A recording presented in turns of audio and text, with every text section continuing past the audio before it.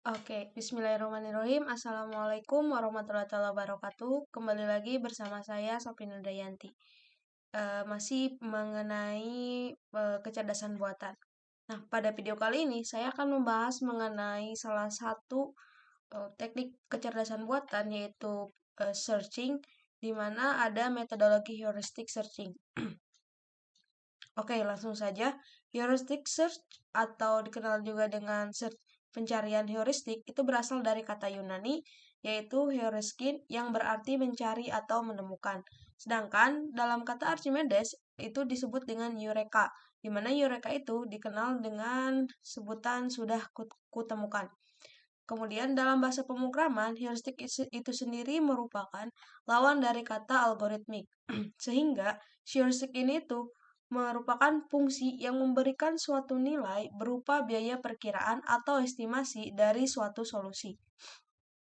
Jadi si heuristic searching ini tuh merupakan sebuah algoritma pencarian di mana si pencariannya itu memberikan suatu nilai berupa biaya perkiraan atau estimasi dari permasalahan gitu. Oke, nah kemudian apa sih fungsi dari si heuristik ini tuh? Heuristik dapat diterima itu jika biaya perkiraan yang dihasilkan tidak melebihi biaya sebenarnya atau overestimate. Kemudian, jika si fungsi heuristiknya overestimate, maka proses pencariannya bisa tersesat atau tidak optimal. Sehingga dapat dikatakan bahwa si heuristik ini itu baik jika memberikan biaya perkiraan yang mendekati biaya sebenarnya yang nantinya ketika semakin mendekati biaya sebenarnya, maka fungsi si heuristiknya itu bakalan semakin baik. Eh, jadi fungsi si heuristik ini itu dapat dikatakan heuristik atau dapat diterima jika biayanya itu tidak melebihi dari perkiraan atau overestimate. Kemudian kalau seandainya si fungsi tersebut overestimate, maka proses pencariannya bakalan tidak optimal.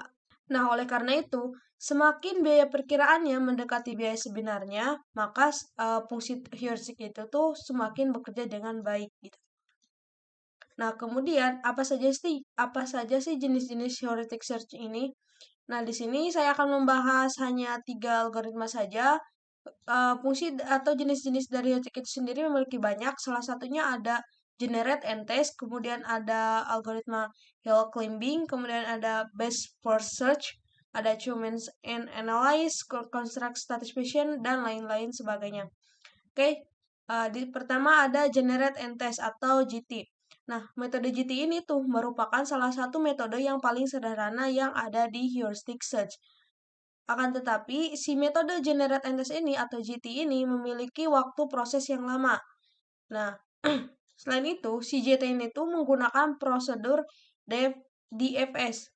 Kemudian si generate and test ini tuh ketika akan digunakan, solusinya itu harus lengkap sebelum kita lakukan testing sehingga akan mengakibatkan pembangkitan solusi secara acak atau sistematis. Algoritma JT ini atau kita disebut generate-nya itu bangkit merupakan sebuah solusi yang mungkin, sedangkan tesnya apakah si solusi tersebut bisa diterima sesuai dengan kriteria yang diberikan atau tidak. Jika iya, keluar, namun jika tidak, maka si generate and test ini tuh akan kembali ke langkah yang pertama. Seperti itu.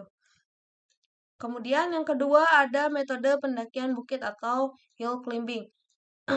Nah, jika sebelumnya JT atau generate and test ini tuh melakukan pengujian menghasilkan ya atau tidak, beda lagi dengan hill climbing.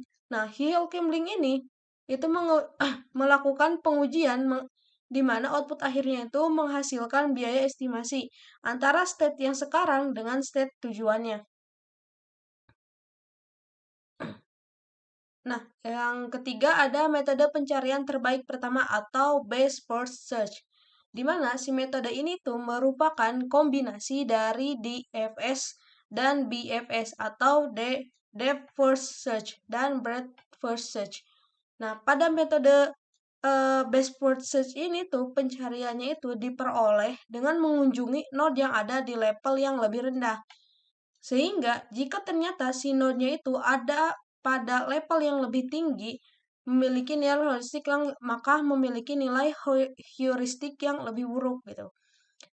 Oleh karena itu, fungsi heuristik ini itu dapat kita gunakan dengan melakukan perakiraan atau estimasi cost dari initial state ke goal state yang dinyatakan dengan F faktor dalam kurung N sama dengan Gn ditambah dengan H faktor dalam kurung N. Di mana si F faktor ini merupakan fungsi evaluasinya. Kemudian kalau G dalam persamaan tersebut dinyatakan sebagai cost dari initial state ke current state. Kemudian kalau H faktor itu merupakan estimasi cost dari current state ke goal state gitu.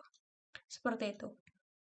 Oke, penjelasan mengenai pencarian metode pencarian heuristik dicukupkan sekian. Terima kasih.